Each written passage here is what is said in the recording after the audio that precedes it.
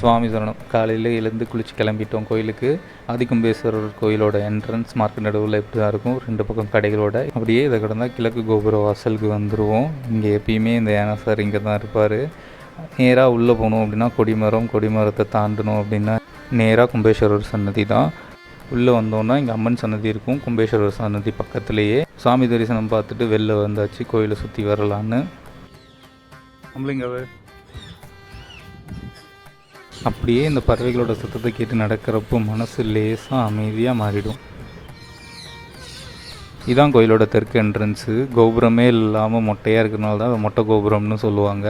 அங்கே side entrance இருக்கும் வடக்கு பக்கம். இதுதான் மெயின் என்ட்ரன்ஸ், கிழக்கு பக்கத்தில் இருக்க கோபுரம். அதோட நிழல் வந்துட்டு அங்கே விழுகுது கரெக்டாக சூரிய வெளிச்சத்தில். கோபுரத்தை தொட முடியாதுல்ல, அது நல்லா தொட்டுக்கலாம். ஏன்னா நிழல் தெரியல இங்கே மறந்துட்டா. அவர் கரெக்டாக அந்த உச்சியில் இருக்குதா, அந்த நிழல் இங்கே தான் வந்து விழுகும்.